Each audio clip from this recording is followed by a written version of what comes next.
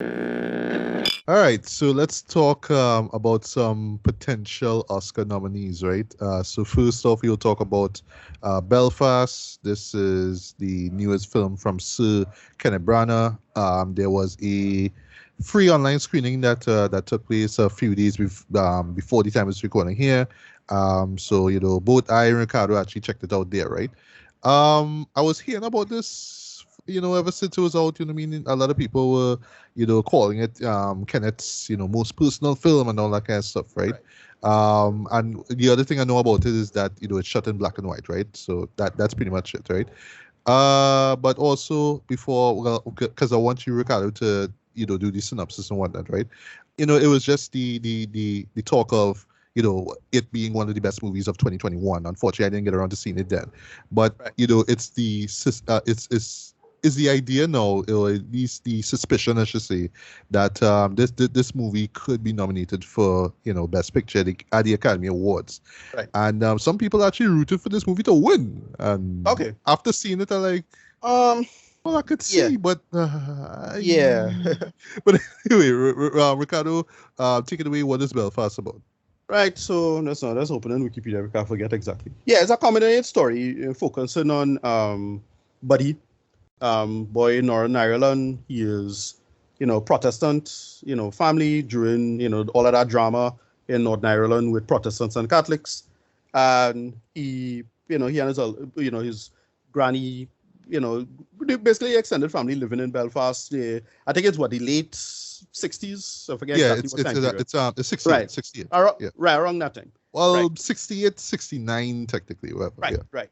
Around that time, when Northern Ireland drama was going down.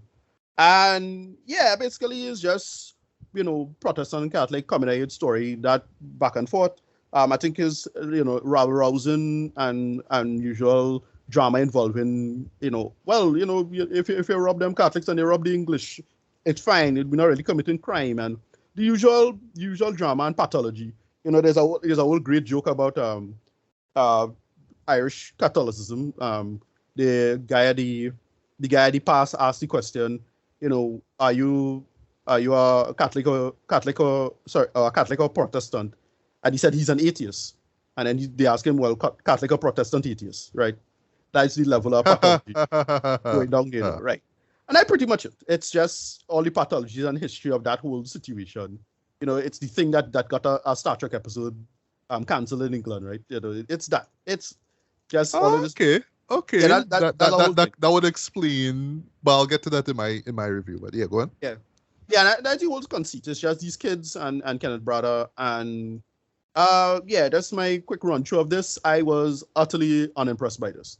Not bad, just underwhelmed. You utterly, you see. Okay. Yeah. Okay. It was just underwhelming. Like, first things first, the use of the black and white is like it served no purpose. Like, there should have been color. Because here's the thing, right?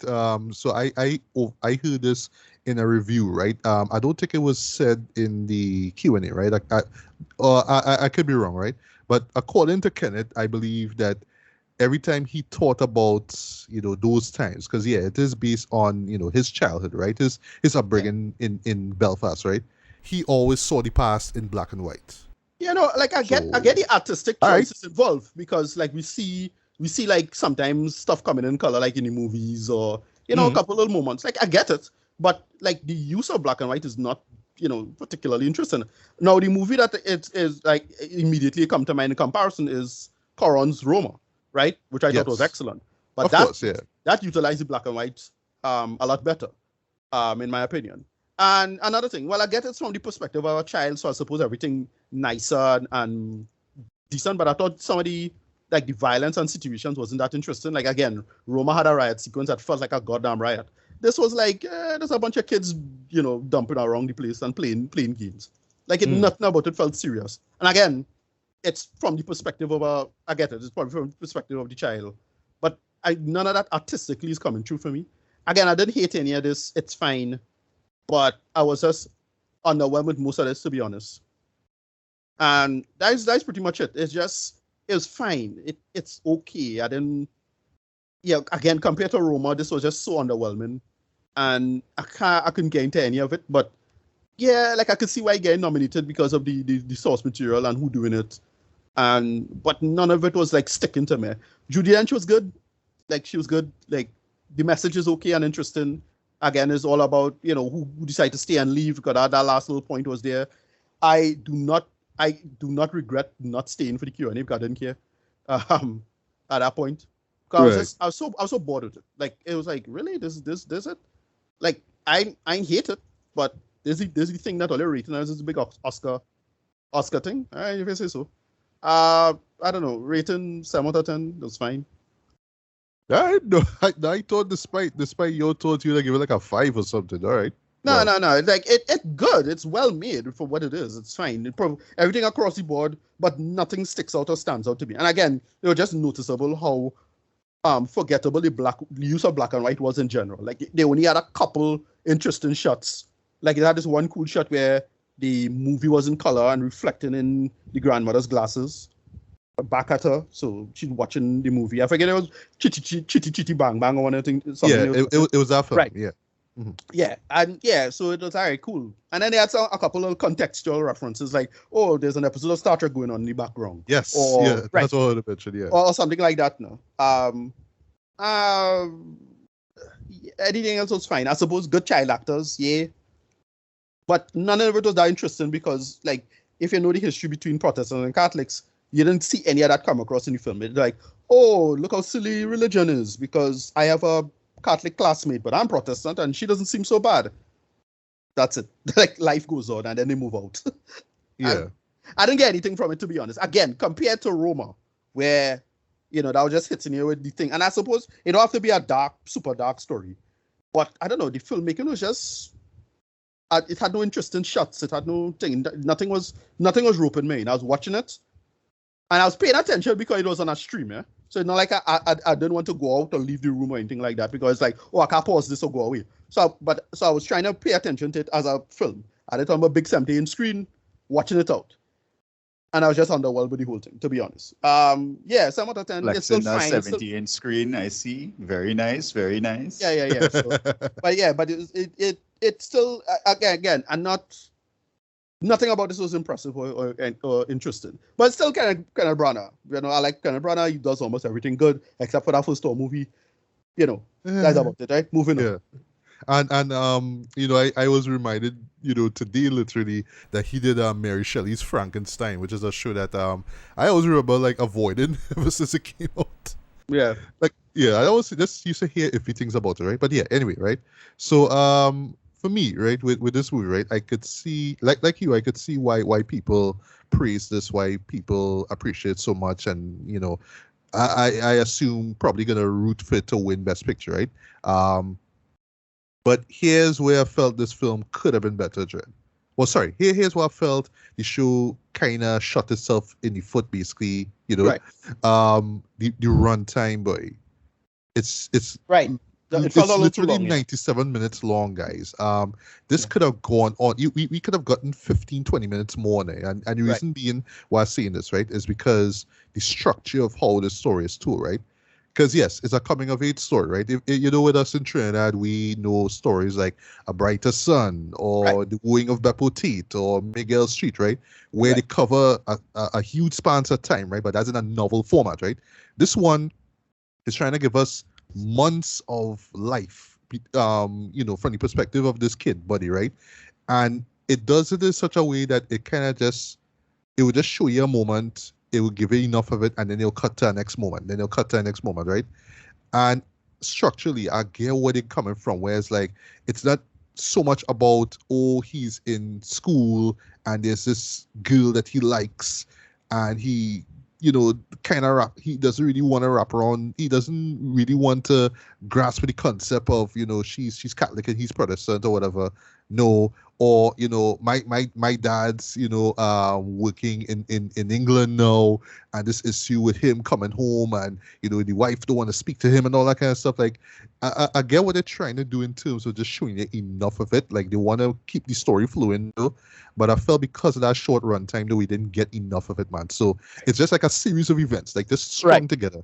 But you don't get enough of it to be like, oh, you don't really like Yeah, find yourself emotionally attached or latched onto it. I couldn't care less about what was going on with the father. Like, clearly we seen him stressing out, but like, okay. Again, I get what they're going for. Like, everything is from the perspective of the boy. I kind of get it. So everything is like, oh well, a little kid don't really get the weight of X, Y, and Z. Or I have this like, what I thought was a kind of a funny moment is when he stole bread or something like that. No, he stole some soap powder. And there's a smart how they set up was pretty cool though. Because earlier on it was like this, I think it was like some conversation with his parents, and hearing an ad like on TV, like the TV was loud of some soap powder and it biodegradable or some shit like that. And then like when the riot takes place, like, oh, the first thing he grabbed was that, you know? Right. So that's kind of funny. Like, oh, okay, he grabbed that. Okay. The mother drags them back to, you know, in the middle of the riot to put back the thing, which I thought was funny and cute. But again, like, if I remember correctly, like, these riots was like way more deadly and, you know, pathological at times. Though. So like, at no point I was like, it's a joke thing now. Like, you'll drag two children into a riot. Like, that make any sense? I don't know. It could be a true story, you know, and it really happened. But like, okay, really, we don't have any. Yeah, like is Buddy's mother that much of a badass to do that? You know, right? But I don't get any sense. I get a sense it played for a joke, right? And it was a funny joke, but like, really? What? Okay, whatever. I just miss the sense of tone here. Like, I don't know what the tone's supposed to be. Again, the only thing I get in from it is, well, it's from the perspective of a kid. Yeah. You know, so stuff is nowhere near as pathological or disturbing as it should be. Right. No. As I bring up that, I think this is another big flaw with this movie, right? There's good in the movie, right? Don't get me wrong, there's good in the movie, but the flaws are there, right? And they're glaring, unfortunately, right? Is the tone itself, right? Because I'm watching this, right? And I'm looking at the choice of black and white, and I'm looking at this world that we're in, right? And it feels drab and, you know, dismal now, you know what I mean? And gray, literally gray, right? But here you have this kid who's just kind of going through life like, all right, I'm aware somewhat that the world around me sucks, but I am just too busy with my own life to really like stop to really take notice. Ever so often he will stop and kind of take notice. Like, case in point, there's a moment with this priest basically, you know, talking about damnation and what happens when you sin and you go to hell and all that kind of stuff. And is it just me, or he remind me a lot of the Irish pastor who was in A Clockwork Orange, who there was like a similar shot, and he's talking about, you know, that damnation and eternal fire, and the way how he's looking down at the screen there. But the way how he shredded this was like, they make him kind of monstrous in a sense. But I was watching that like, this is some Stanley Kubrick type of shit though. But I feel that's the thing. I thought it would lean hard into the religion stuff. Like, I really thought that was when that scene opened. I was like, oh, okay, this is what they're going with. All right, cool. You know, that whole Irish Catholic versus Irish Protestant thing was some seriously pathological business back in the days. You know, especially with and then finding out, you know, in relatively recent memory about the sex abuse scandal. I thought that is where it was going. Like, you know, it's something like that.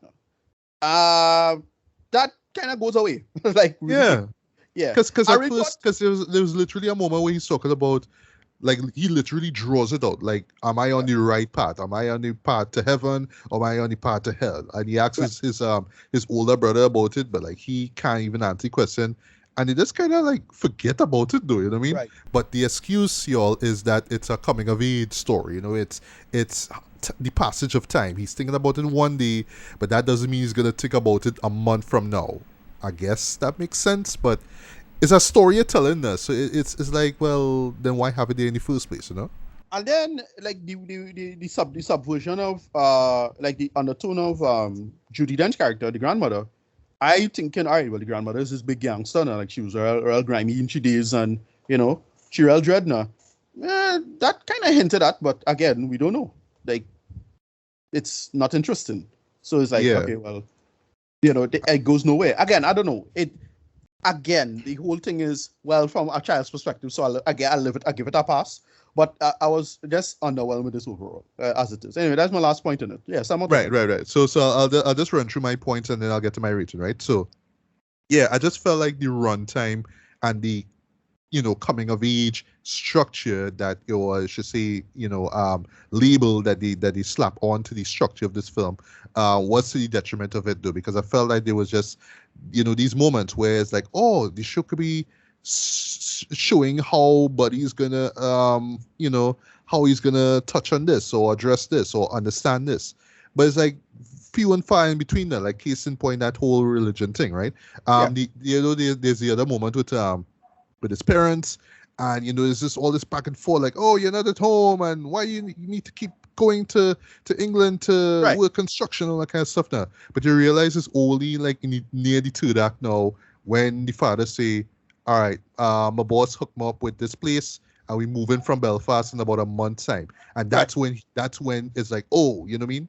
But to me, it was just like, well, okay, now you have something to react to. Everything else was just, it's just a part of my environment, blah, blah, blah. But as soon as your father come and see we moving out, oh, you know what I mean? Now that's a big, threat to him, That makes logical sense to me because, like, that is what usually children might be concerned about. Like, children have a big deal. When children make friends, they tend to, want to not move away. Like, that's a big problem with children moving about. No, well, I understand, right? Sorry to cut you, I understand. But I just see in terms of what the story is supposed to be about, right? Is the world through his eyes, right? Fine. Right. So we see the world through his eyes, blah, blah, blah, blah. All these things going on, blah, blah, blah, blah, right? Nothing, there's no threat, there's nothing that's affecting him at the moment, right?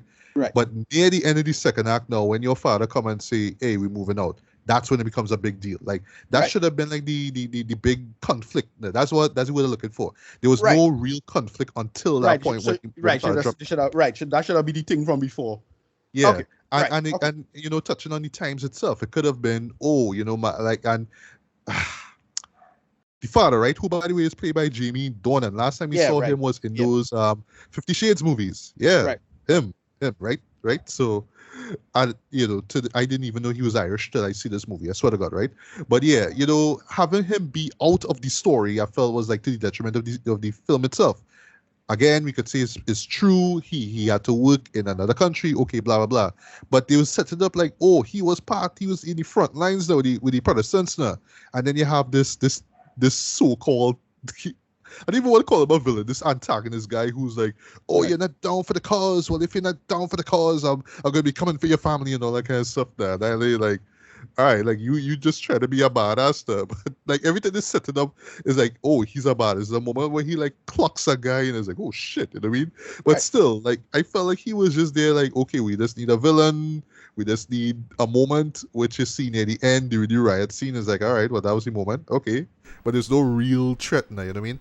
And then in terms of like what was going on with the riots and the violence, all that kind of stuff, I appreciate the fact that they didn't want it to be too violent, right? It's a PG-13 film, but still, I don't know, like because the way how the film starts now, it's like, oh, okay, this is where they're going. This is real serious now, right? But then it just kind of tapers off and it's like, normal shit now. But I thought they were gonna emphasize on how real those times were. Now, how grimy those times were, but you just basically hear them through news reports and whatnot, and then one or two riot scenes now, but not enough for you to be like, wow, boy, this is why Buddy and his family needs to get out, but you know what I mean?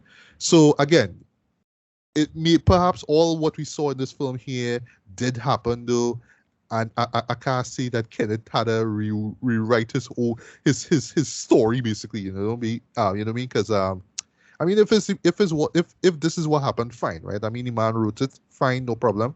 But still, there were no real stakes to it. There was no real conflict to it outside of, oh, my daddy want us to move, so yeah, that's it, really, right? All that being said, though, 'cause I spent a lot of time on gripes, right? I actually thought that directing wise, Kenneth did a decent job, right? It's fine. Not a stellar job, but a decent job, right? There was some really standout, shots. Basically, like there's a moment where you see the father standing where he confronts the guy for the first time, and from behind his back. Basically, I thought like the Freeman that was pretty cool as well. A lot of like drab and gray skies. Basically, this film though, like real setting up how this world is, right, and all that kind of stuff. The kid Jude Hill, sorry. Right. Yeah, he was impressive. He was impressive, right? Yeah. He is precocious. He's exactly what you expect from a 9-year-old kid, right? He's precocious. He asks a lot of questions, and you could kind of understand that. Yeah, he's trying to learn a lot about the world around him, right? I really dug the moment where he's talking to his grandparents. I didn't even know. I had to look close, like, oh shit, Judy Dench playing the grandmother. Wow, okay, right. Wow, right. I thought it was really interesting, like how he'd be, like watching TV. So that's why I want to bring up the whole Star Trek thing, because to keep it with the times now. I cringe a little bit, but at the same time I was like, all right, Kenneth, you sneaky bastard, you notice there was a moment where Buddy was reading a Thor comic. Right. I was like, all right, Kenneth, okay, okay, yeah. Kenneth, we see you, right? Okay, right. But yeah, I thought it was really interesting also, the moments where they go to to the movie theaters, right? And that shot, that scene where they're watching Chitty Chitty Bang Bang, and Right. it's in color, and there's a great moment where the color itself is reflecting on the grandmother's glasses, That's a solid shot, yeah. and the people in the cinema itself are in black and white. It's just what's on screen is in color. That was really good, right? Setting up, just the juxtaposition basically, right? So I dug that, right? The music was pretty interesting as well, because they use a lot of Van Morrison songs. But I know nothing about Van Morrison really. I know a bit of his songs really. I was just kind of weirded out that like nearly all these, like actually all these songs in this movie, like all these songs were from him. Though, like what? Right. I think what bothered me with the black and white, because the black and white wasn't used. I think the reason why the black and white was so underwhelming is because we just watched a Macbeth movie now.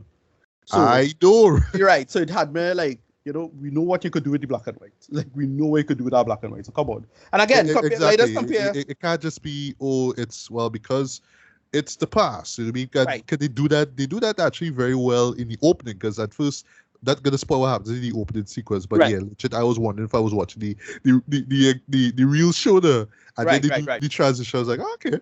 Yeah, it's a pretty, a very interesting transition. What they do there. Okay, I've very rarely seen that. But as I say, like, the film in my head that I keep comparing to is Roma, and I'm like, really?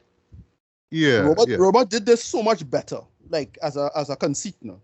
Same conceit, true. Very similar conceit. And most importantly, though, you actually cared about the people around the main character, because yes, I know we're supposed to be watching Buddy, and we don't want anything bad to happen to Buddy, right? But just like the stuff with the mother and father didn't really care for. Just like, oh, well, because the man had to work, the man had to provide for you. But, the mom, who's played by Kate Shiona Balfe, only digging her horrors because, oh, we have taxes to pay and blah, and you're not home and blah, and all that kind of stuff. And, it just wasn't enough for me now, you know what I mean? And I felt like it should have been more about, what was really going on with those riots, not all this, like, family stuff and what's crunch and all that kind of stuff. It didn't really rope me that much, right? And I think that's just to close things off. I think that is where this show will have a divide now, because, there will be a lot of people, especially like in Europe in particular, who will be like, I love this film because, especially people in Ireland, right? Yeah, because it just captured the time so well, right? And, people who know about those times were like, yes, it captured so well now. But everybody else, will just be like, well, yeah, okay, but you really give me enough of it for me to care or be invested in, right? It's just a setting, basically, but you're not giving me enough of it, right? And again, runtime could have been longer. Just like Roma was like, what, 2 hours plus, and we got a lot out of that. I felt like this film was just truncated in terms of telling its story. And then, you want to say, well, it's coming of age, so, it kind of doesn't matter. This thing with, for example, him working on some reports, some school reports or something, I think so, on Apollo 11, sorry. Yeah, you know what I mean? It's just moments. That's what we get. Just moments strung together in a film, right? But still, I see the appeal of it. I see why people will, praise it and put it on a pedestal. And if it wins, okay, cool. And people might forget about it in like 2 months, like a Green Book, for example. Right. But at the end of the day, though, it is Kenneth's film. Is from his perspective. It's his, past. So, I mean, I can't knock him on that, right? I just felt like there should have been more meat to it, for me to digest, right, so to speak, right? So rating wise, I'll give this strong 3 to light 3.5 out of 5, man. It's all right for what it is, right? And it is worth checking out, right? I will say. But but it for me, the hype surrounding it though is way too much though. But I see it. I mean, people kind of just want that feel-good film that looks so extraordinary, right? But to me, I just watch it like, now we could have got much more out of it, though. But I see the appeal. I see the appeal of it. If it wins, it wins. But honestly, I just like one time, Ashton, I not rooted for this to win at all by my at all. You know what I mean? But I ain't gonna lie, expect boy. this I dude listened to you all dissect this movie and it's sounding like real shit. I ain't gonna lie. I have family in Ireland and I couldn't even give a shit less. I ain't gonna lie. Oh wow, And this yeah. sound like the proper Oscar movie, a shit terrible movie that will just get like a nod. This sound like, yeah, the Oscars all over it. Yeah, but it's not Oscar beat. Don't get me wrong. It's not an Right. Oscar beat Yeah, film. not Oscar It's beat. just they could have been so much more we could have gotten out of this too. Outside of it's in black and white and it's the 60s and we have this child actor and it's Kenneth Branagh. We could have gotten much more out of that, man. But it is what it is, right? Speaking of that, now let's move on to CODA, right? I'm not going to spend too long on this because this actually came out like months before, right?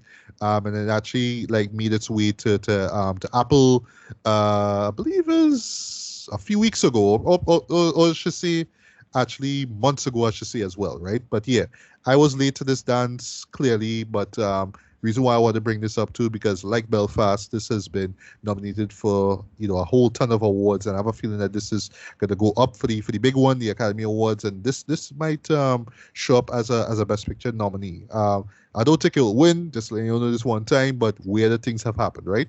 So what it's about? It is actually a remake of a French film called, well, I'm gonna just see the English title, right?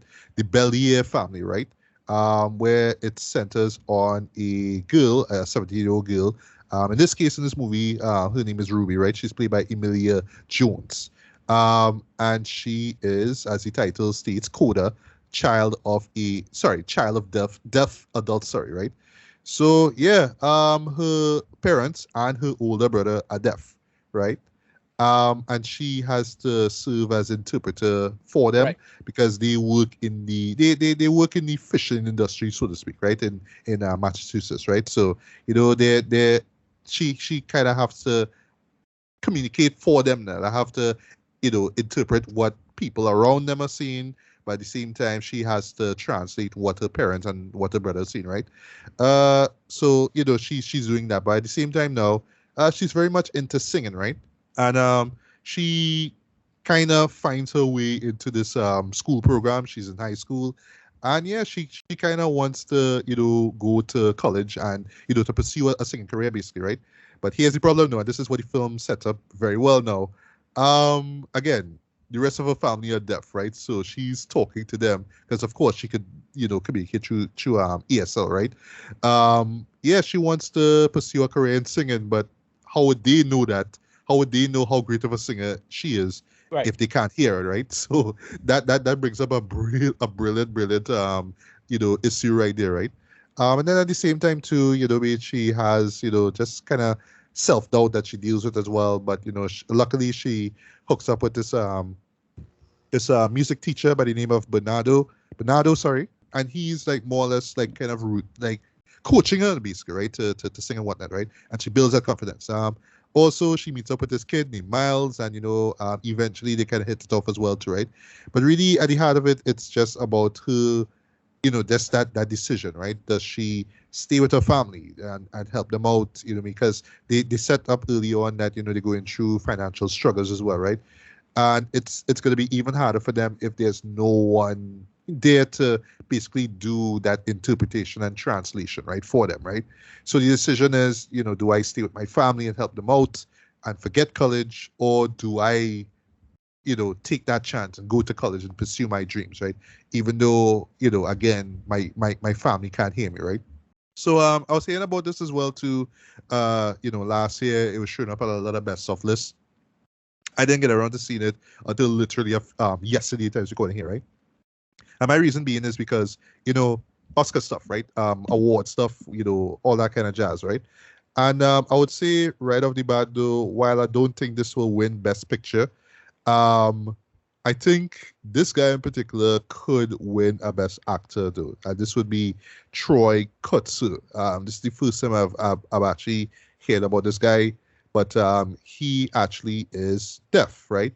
And what this show does very well, though, compared to the original film, because apparently I just read this off of Wikipedia, there was issues like the deaf community in France spoke out against the fact that the cast they cast actors who can hear to play deaf people, right? Apparently that's a no-no, you know what I mean? It lacked authenticity and whatnot. I can't say for sure, 'cause I haven't seen the film, right? But yeah, the deaf community in France would uproar because of that, right? So whatever, right?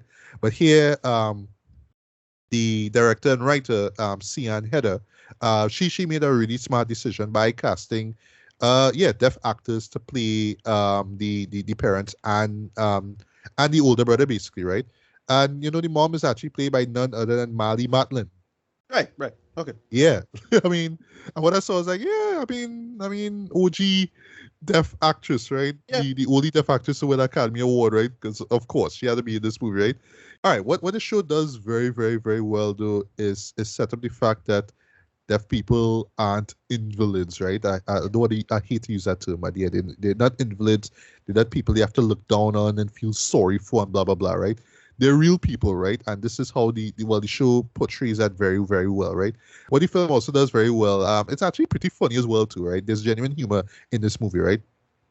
Set up the fact that when they do things, because they can't hear, they do things pretty loud, right? So they slam doors, they, when they're moving plates and whatnot, they make a noise now, right? But they're not aware of it because they're not completely deaf, or they rely on vibration. That's right. Yeah, they rely on vibration, right? And there's actually a moment that caught me by surprise, right? And it's played for laughs too, but is what you think about it, it's like, that actually kind of makes sense too. Where, even when the parents are having sex, they do it loudly, right? They're making noise.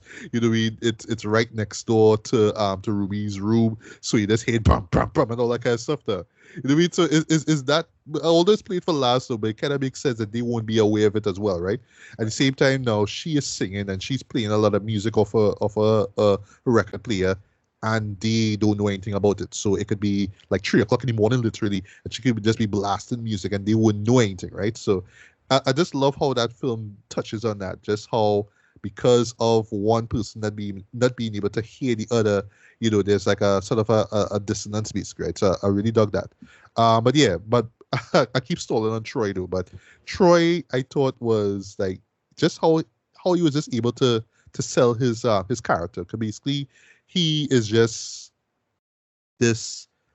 Ever so often he'd be crass. He would be cursing people out, but he will do it through ESL. He's just a guy who just absolutely will stand his 2 feet. He will just do what he wants to do and not give a shit, right? But it's more like, I'm a man, so I'm doing it like that, right? But the joy in it is that he is deaf and he has no excuse, basically, right? He can do whatever he wants, right? But it's not it's not an annoying way at all. It's just like, I'm just being me, right? Case in point, he's smoking weed and, he will say, yeah, it's medicinal, right? But, it's just who he is, right? And I love the fact that his wife, Jackie, played by Marlee, is down for that. She has absolutely no issues with that, right? To Ruby, however, it's a turn off at times. She'll always kind of like chastise her parents, like, oh gosh, mom, dad, all that kind of stuff, right? The brother now, feels a kind of way because he kind of wants Ruby to pursue her dreams, and he just kind of feels like she's not giving it her all and kind of sacrificing everything because we need someone to hold their hands, basically, right? Because they're deaf, right? So I really dug that, right? And speaking of Ruby though, Emilia Jones I thought was fantastic in this role though. She could not only can she act and of course do sign language, but she could sing. Like she could genuinely sing though. And what I would say though, well, just in terms of expectations, yes, this show pretty much plays out the way you would expect it to be, right? It's one of those feel-good, heartwarming films, right? So if you're like a real nitpicker, you'd be like, well, yeah, of course you had to play like that, and it's so predictable, blah, blah, blah. But no, that's not the point. The point is just for you to kind of come out of it with your heart feeling warmed and a smile on your face, right? That's what it really is, right? You don't really get movies like that these days, right? But the sell, of course, is just the dynamic between her and her family. And yeah, that really is the big sell of this movie, though, because you really feel the dynamic between everyone in this film, right? They feel lived in, they feel real, and you just feel like they just need each other, right? But again, it's just that idea of wanting to pursue your dreams, but but we need you here. You know what I mean? It's that kind of thing that anybody can relate to, right? But Troy in particular, I have a feeling will get an Oscar nom. It would be great if he get an Oscar win, because that would make him the second deaf actor to win that, right? But if he gets nominated for that, because I'm not sure it'll be that or supporting, he had to go up against men like Will Smith and Denzel. So I don't know. He's not a supporting actor. Well, no, actually, because he is a co-star alongside Emilia herself, right? Yeah, that's why I say actor, right? But yeah, I thought that he was just the best. He was just the best character in the whole show, though, because there was just a lot of depth to him as well, right? You really feel it for everyone involved, especially him, though. So this would have been in my best stuff for the year for sure. Not a top 10, but it would have been there for sure, man. And it's definitely one that you should check out, dude. It will warm your heart, dude. You will enjoy it. You will appreciate it from a writing perspective. I mean, not so much in terms of directing. I mean, directing's fine, all that kind of stuff. But from an acting and a writing perspective, dude, yeah, this totally works. And it's just so endearing and heartfelt, right? So rating-wise, I'm going to give this a decent 4 to 5, man. This is absolutely worth checking out, dude. Again, not rooted for this movie to win Best Picture. I don't think it will, but it will be really interesting and actually great if Troy Kotsur wins Best Actor, though, because again, that would make him the second deaf actor in history to win that award, right? But again, if he gets nominated, I know he's going to go up against Will Smith and Denzel Washington and right? So we'll see. But yeah, CODA, I know I've been late to this one, guys, but yeah, absolutely, we'll check it out, man.